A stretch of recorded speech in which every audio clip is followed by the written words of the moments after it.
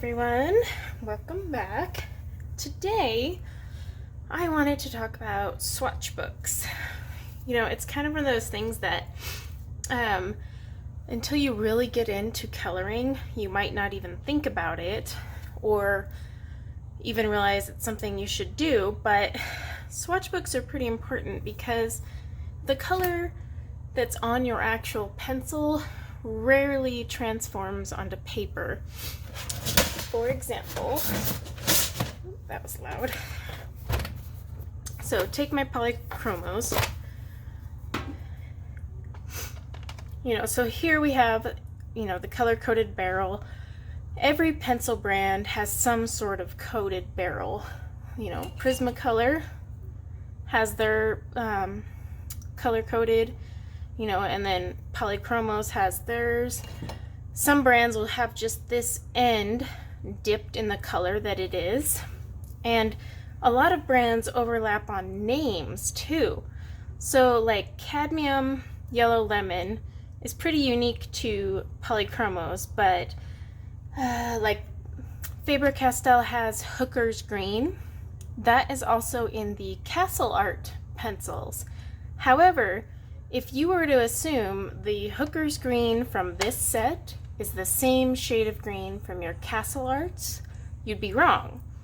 So that is why we talk about swatching. You want to actually put your pencils, markers, watercolors, basically any medium you use to create art or color your books, you want to put it on actual paper and see how that color looks. It also gives you a feel for how many layers, how well it covers. So it's a good thing to swatch, not just for the color, but performance. And there's a lot of ways you can do this. In fact, before I forget, let me grab my other one. Forgot a book. But I originally, when I started out swatching, I had very limited pencils. I had just Prismacolors, Polychromos, and some no-name brand that I ended up giving to my daughter, because once I started using Prisma, I was like, wow, these things are awful. But my original plan was I would have a sketchbook per brand, and here I would swatch everything. So for example, for my Polychromos, I did all the colors in this book and swatched them out using just a circle that I made using this little architect's template. You can get it on Amazon for super cheap, but that's what I used to make these circles. And so here I swatched every color out, and as you can see, I used to do dark to light to see coverage. Now in my later swatches, I actually just fill the whole thing in because I want to see the full pigment. But that's up to you. If you want to see how it looks on the different layers, you can. But with my original plan, I wanted a single book per brand. So with my Polychromos, I had all the colors out, and you can see them here. Then I wanted to dedicate the rest of this entire sketchbook to color combinations. And so I started off great. I had my tricolor combinations. These I actually got from Coloring Bliss. She has some really good tricolor combos. I made a page for skin tones, and as you can see, never got there, but that's because I switched to a new method once I started doing skin.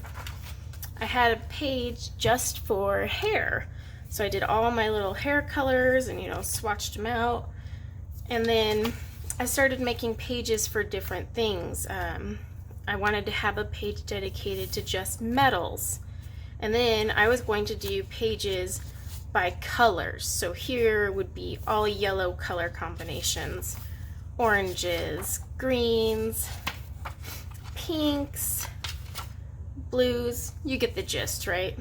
And then I started getting into, not on this one, it's in my other book, but so I had them by color family, also my favorite combinations together. But then when I started buying more sets of pencils, the next ones I bought were Arteza. it took me forever to find a sketchbook I liked just to make this one. So then I realized if I was going to start buying a sketchbook for every single pencil, it was going to get expensive.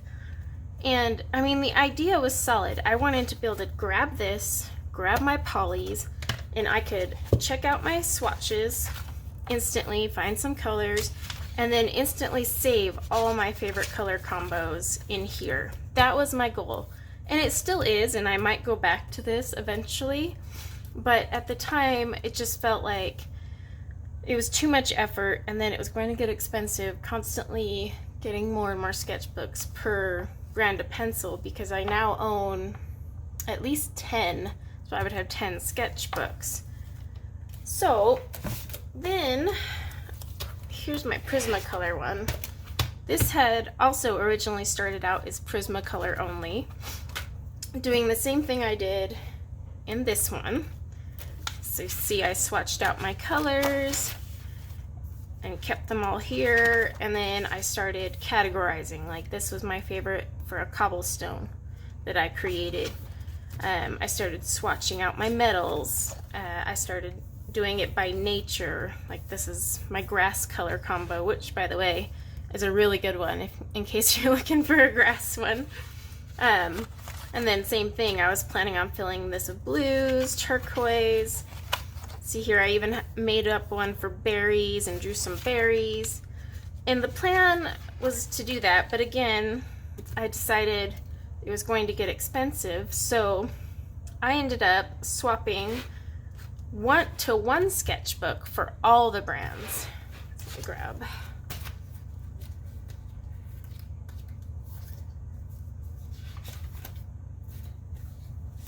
Okay, so then I decided I'm just going to throw them all into a single sketchbook.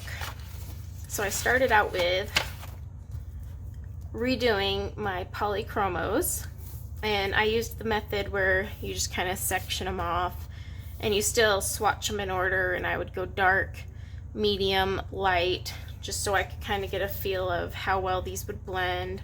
You know, seeing how light this is here, especially when you're talking oil-based, I could tell that this would blend perfectly on top of that. So I started doing that with all my brands, doing this method. I like to call it the grid method. But this method is really good. The only problem is color families would get broken up. So I started to get annoyed because some of my brands of pencils, you know, the pinks would go from this page over to this page, and then it was like, oh shoot, now I gotta flip back and forth, which sounds silly, I know, but the whole point was you wanted all your colors in front of you so you had a clear picture of what you could put together. And you know, I liked the spiral bound because it stays open and flat like this, so there's no spine in the way. But that was the other issue, was the pages weren't big enough for me to swatch them all together on one unless I wanted to make them super tiny. So with the grid method, I started to get frustrated, so I swapped to freehanding them and doing them by color family. You can see here I was a little ambitious with my Artezas. I used this big circle here, and I was going to do them in all circles, and then I just realized, you know what, I'm going to go freehand this and make this less painful, because I had already swatched these in their own sketchbook, and now I'm re-swatching them, plus I had just gone through and re-swatched all my other ones. But I kept them by color family, so my yellow and oranges are all now on one page. My browns are on one page, so that was another way to do it. See, my pinks and purples all perfectly on one page for me to look at, same with my blues. But this method takes up a ton more pages in your book than the grid method back here.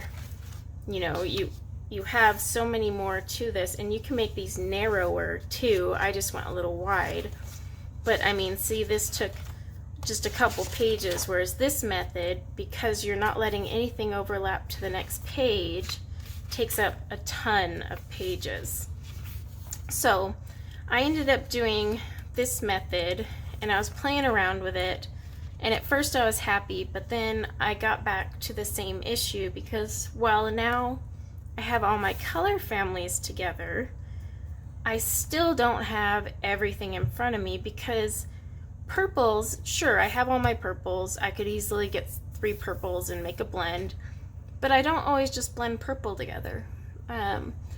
Sometimes I want to blend purple and pink. Sometimes I take purples and blend them with my blues. So that also became kind of a red flag for me that I just still had that missing issue of them all together. And after re-swatching all these, I've swatched all my brands in here doing this method. I realized this wasn't going to work anymore and I needed one solid page.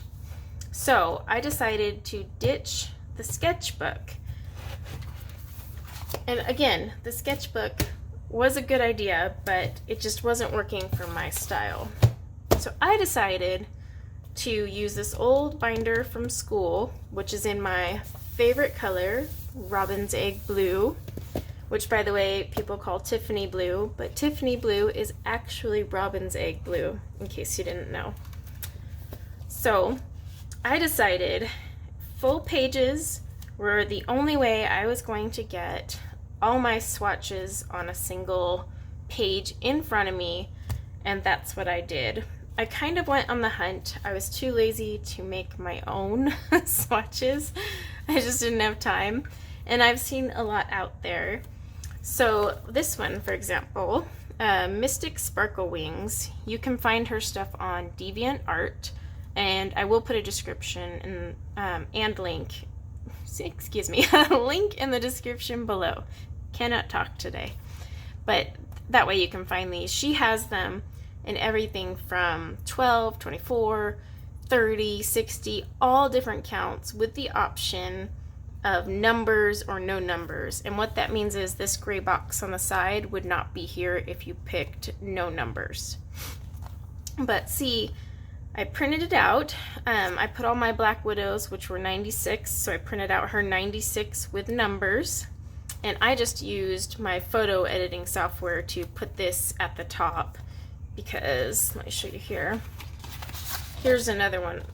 This is the same 96 chart as this one, but it actually has supply, set, and then here it actually says the date.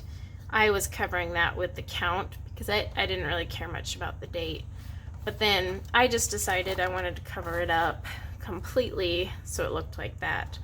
But again, she has tons of charts. They're awesome. And I love that it has a place for number because a lot of other ones have these itty bitty little boxes where you're supposed to write the number and the name. And if you know any colored pencil brand, I mean, Polychromos is probably one of the worst. They have the longest names, and yeah, I can't write like that. So as you can see on this one, I've got the number here and then the names under each box. And then I put them in clear plastic protectors. Make sure it's an actual clear one, not the foggy ones. And I do that for a few reasons. I do that so I don't accidentally smudge it, but also it just doesn't rub off onto other pages that are in front of it in the book, and just keeps it protected. You know, it's not going to get crinkled. If I accidentally spill a drink, which has happened a few times, it'll ruin everything else, but my swatch chart is good. So I do like hers. I only just recently found her, and I have been slowly transitioning all of mine to hers. And so if you've been paying attention, I started with a single swatch book and then combined swatch book in a single sketchbook, and then went to this method. So I have probably re-swatched my pencils a total of 3 or 4 times, but there is a reason behind it. So in my nifty little swatch binder, I have all my pages. I pre-labeled and pre-printed these ones out. I just need to stop being lazy and fill them in, but that's what's in here, is just some extras and such. This one I actually just finished doing today, which is why it's not in here yet. And then I haven't labeled my tabbies yet because I'm waiting till everything's been swatched to see what order I want them in. But for example, here is my polys. Now I used the 150 swatch sheet from Coloring Bliss. She offers these for free. You just need the free membership, so you have to sign up and then you can get them.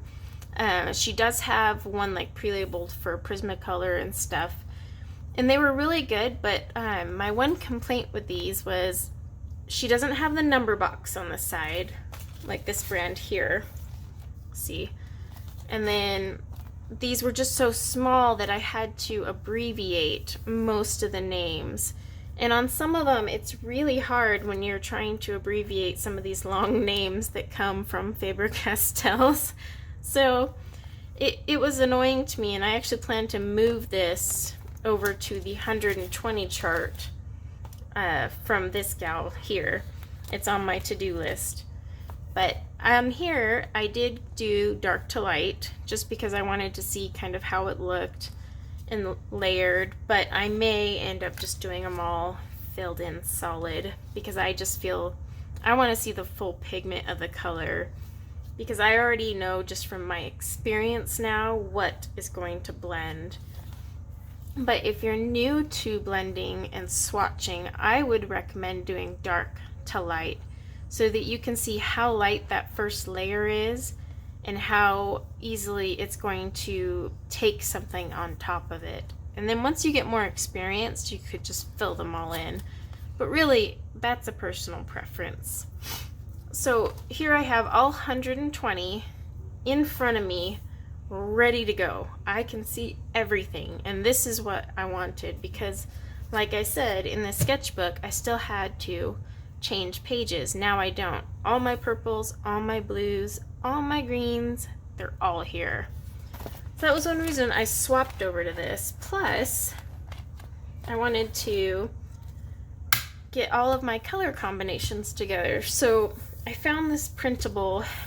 Honestly, I don't remember where I found this. Otherwise, I would totally give them credit. But I started making my own combos here and saving them, and then page protector, of course. And then I started printing ones that I would find online. So Color with Claire, she has her polychromos combinations. And so I printed it out. I was too lazy to fill one in myself. So I just printed it out, and now I have it in my book. Same thing with like things I found on Instagram or Pinterest. As much fun as it would be to sit there and swatch them myself into all my books, you know, I have a full-time job and 3 kids and all their sports, so that was why I just decided I would start printing them out. And so like I printed out this hair one for polychromos that I found on Pinterest. Now the polychromos one is thin, but my Prismacolor one is seriously thick. Do you see that? So as you can tell, there's a lot more combinations out there. But again, I always have the swatch chart first because I can just pull this out and take it with me. But also, say there's a color combo I really dig. Again, this one's a Color with Claire one. I can pop this out and take it with me too. But I also printed out all of the ones that I've found online. Carolyn Spear, she has some really cute color combos. I find them on Pinterest, and I'm a part of her Facebook coloring group. And so I just printed them and saved them. And then same thing here. All the different color combos that I've ever found online, I just printed out. I didn't need to swatch these manually, excuse me, because I know my Prismacolors well enough. I know how they're going to translate, but I printed all these just because it made it easier. See all these combos, and just from people sharing their color combos online. You know, like this one with all these different leaf combos. This one here, I also printed on from DeviantArt. There's a few artists that share their combos. Kit and Clouder have a few too that I've printed out. But yeah, I mean, I've got tons in here, and then I even have a hair one that I had found on Pinterest. So all these are super helpful, and it's all under the same tab with my Prismacolors. And I even have one here for my Artisas that I had swatched out and put on this one. But again, like I said, these Coloring Bliss ones that are free, it's 150 swatch, so you have all these blank squares, which is why I'll be redoing all mine from the Mystic Sparkle Wings ones, because she has ones that actually match with all these random ones, even like a 72 count for all your Derwent. So all these ones here I'll be re-swatching over to hers, plus I want to be able to write the full name. But I've been doing this now for a couple weeks, and I was just ready to unveil it because I bought so many pencils and I'm doing so many reviews that I thought, you know what, I better get all my swatches in order because I'm no longer using these one color sketchbooks. Like, I just finished this one yesterday from Amazon Basic Softcore Pencils. I'll probably do a review later. I don't know if you guys have ever tried these. They're really close to Prismacolor. It's somewhat creepy how good they are, and they're very vibrant. And I printed out a 24 set from, again, now my favorite color chart artist, I guess you'll call her, or designer. But I did those and was pleasantly surprised. There is a 48 and a 72 count of these pencils, but they're not for sale anymore, so I'm debating if I'll do a review on these or wait till they become available again. I have to find out if they discontinued them.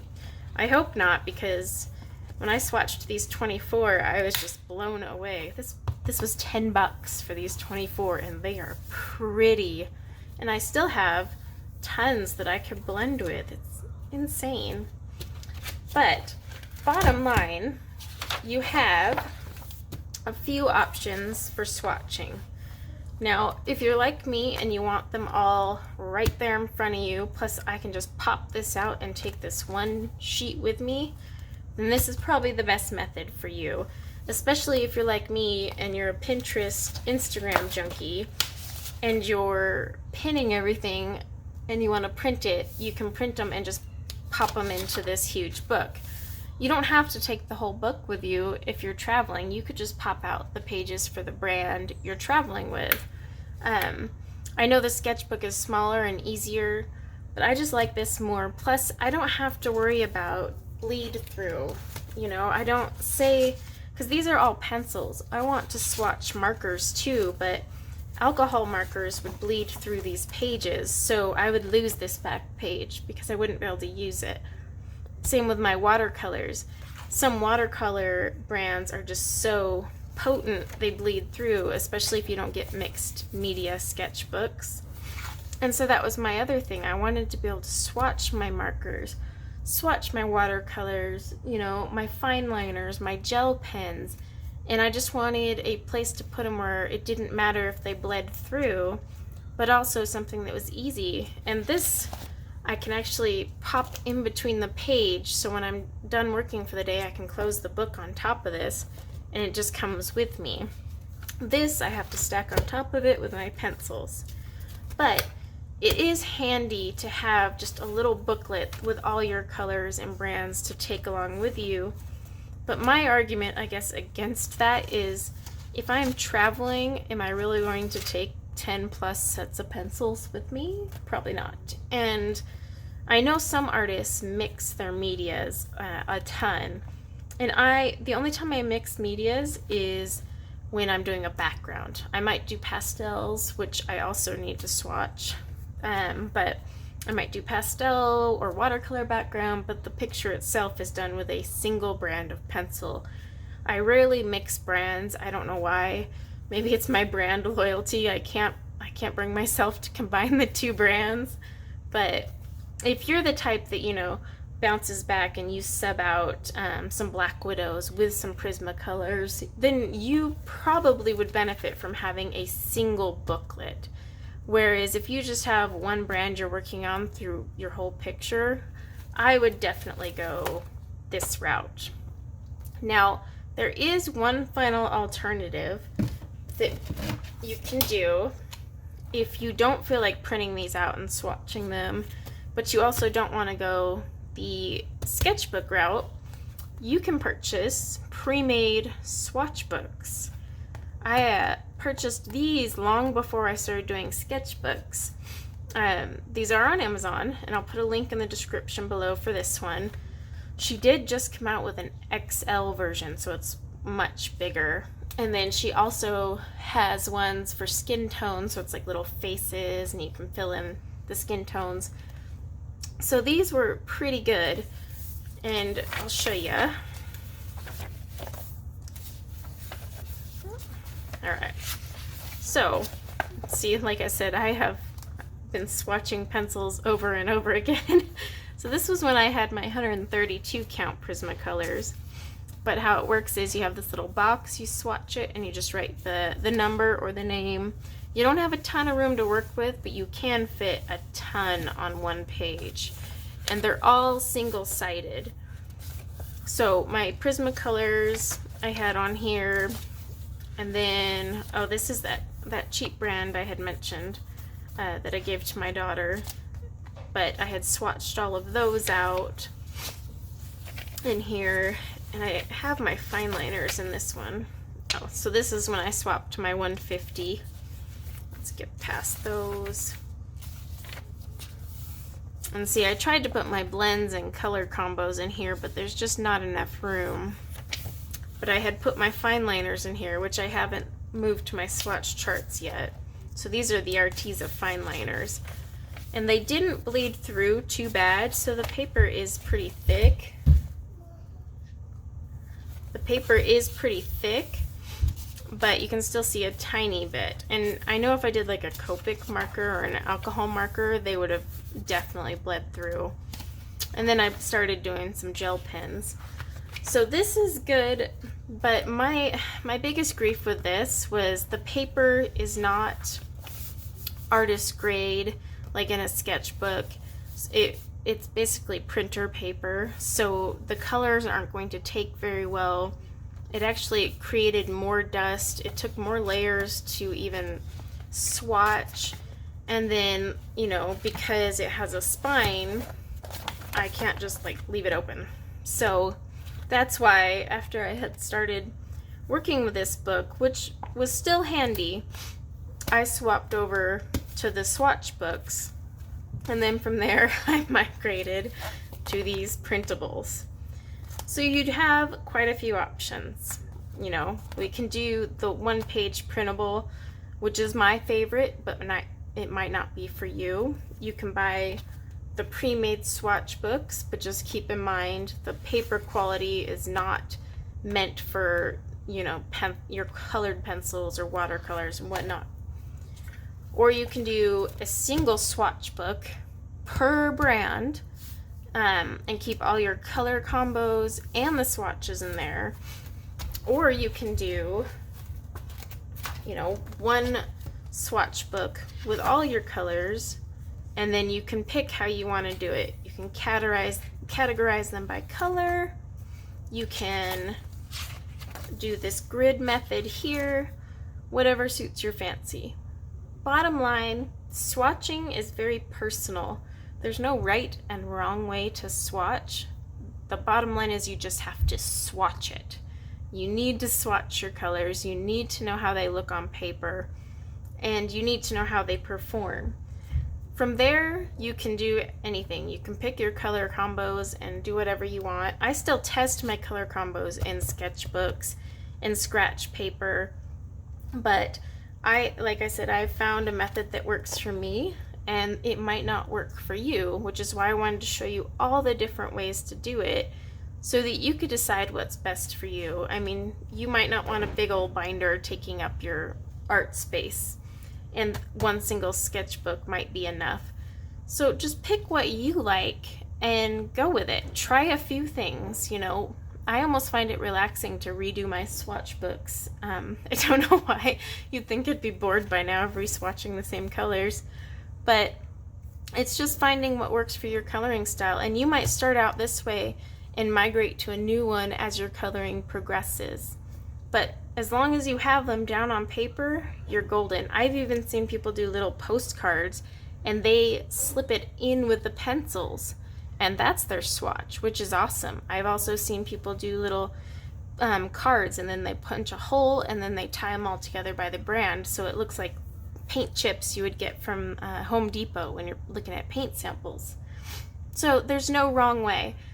But, you know, as long as you swatch them out, you can pick your colors, and you will notice that you make a lot better blends and color choices with swatch books versus trying to rely on the color that's on your pencil. So I would love to hear which method you use, or if you use multiple methods, if you have any tips for swatching that I might have missed, or anything like that. I always like to hear how people make their swatch books, because I don't know, I love new ways of trying it. Like I said, I had done this and then I'd seen more people doing it this way, and I found this one to be more helpful. So let me know your favorite type of swatch. And then if you're new to the channel, please subscribe and then hit the little bell so you're actually emailed when I post new videos. If this was helpful, hit the little like button. That'll pop it up closer to the top so people who are curious about swatching can find this video. And then until next time, just keep coloring.